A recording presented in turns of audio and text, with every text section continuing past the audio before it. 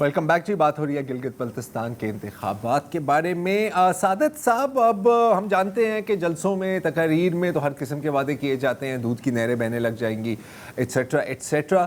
اگر ہم عوام کے مطالبات کی بات کریں، گلگت بلتستان کی عوام کے مطالبات کی بات کریں، اب جب بھی ہمارا وہاں پہ جانا ہوتا ہے تو ایک چیز تو بار بار سننے کو ملتی ہے کہ جی ہمیں بطور ایک صوبہ، گلگت بلتستان کو بھی ایک باقاعدہ صوبہ بنانا چاہیے.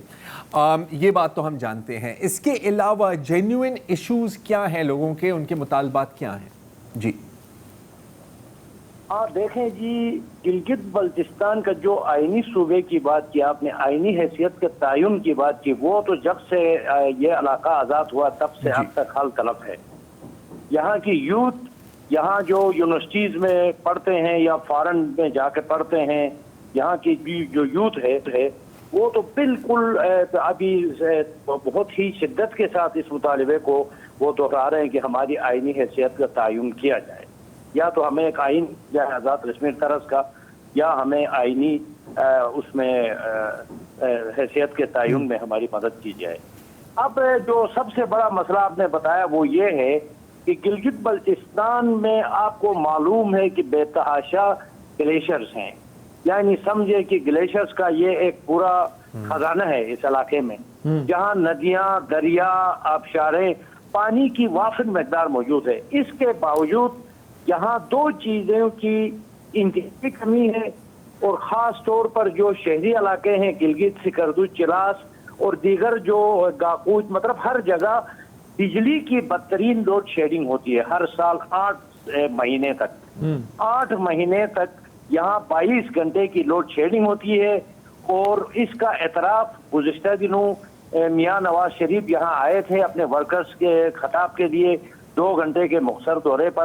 انہوں نے خود اعتراف کیا کہ جو یہاں پر مطلب 22 گھنٹے کی لوڈ شیڈنگ ہوتی ہے. اب آپ بتائیں کہ سال کے صرف 4 مہینے آپ کو بجلی ملتی ہے، باقی 8 مہینے 2 گھنٹے صرف بجلی ملتی ہے. تو یہاں کے اسٹوڈنٹس کا، یہاں کے بزنس کمیونٹی کا، یہاں ہسپتالوں کا، یہاں رہائشیوں کا جو حال ہوگا وہ کیا ہوگا؟ 22 گھنٹے یہ اندھیرے میں رہتے 8 مہینے. تو اب آپ اندازہ لگائیں. اس کے علاوہ یہاں پر پینے کا صاف پانی کسی بھی شہر میں نہیں ہے، پینے کا صاف پانی نہیں ہے. اور جو پانی دیا جاتا ہے لوگوں کو، اس کے بارے میں یہ سروے رپورٹس آئی ہیں، اس کے اوپر بڑے بڑے آرٹیکل آئے ہیں بڑے مین سٹریم نیوز پیپرز میں، کہ یہاں کا جو پانی ہے وہ جانوروں کے پینے کے قابل نہیں ہے. یعنی کہ اگر یورپ میں کسی جانور کو یہاں کا پانی پلا دیں تو وہ شاید بیمار ہو جائے. لیکن یہاں پر لوگ کیونکہ اس میں اس کا اسٹامک اس کا عادی ہوا ہے، تو اس وجہ سے یہ پانی پیتے ہیں، لیکن یہ زہر ہے ان کے لیے. یہ دوسرا مسئلہ ہے. تیسرا مسئلہ دیکھیں، یہ علاقہ قیام پاکستان سے لے کر ابھی تک یہاں ایک بھی انجینئرنگ کالج نہیں ہے، نہ ہی کوئی میڈیکل کالج ہے.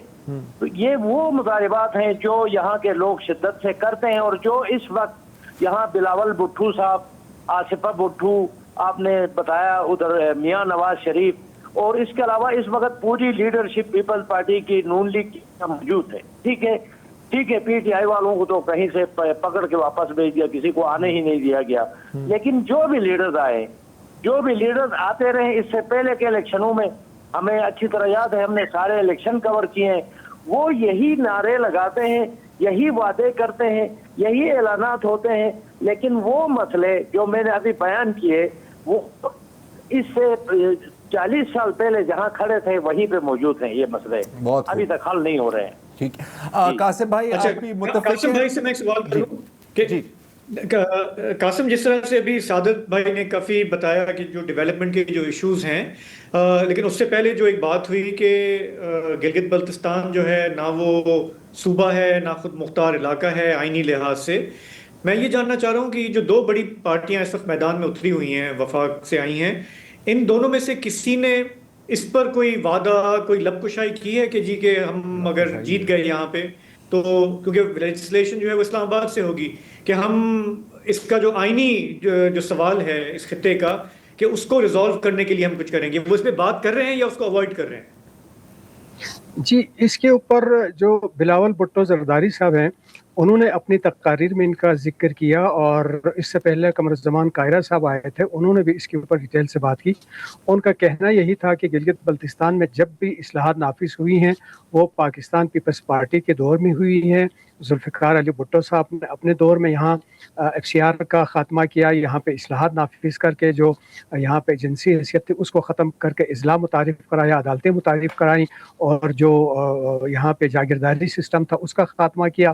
پھر بے نظیر بھٹو نے 1994 میں اصلاحات کے ذریعے یہاں پہلی دفعہ بالغ رائے دہی کے ذریعے جماعتی بنیادوں پر الیکشن کا حق دیا۔ سوری، یہ تقریریں جو چل رہی ہیں وہ تو ٹی وی چینلوں پہ ہم دیکھ رہے ہیں۔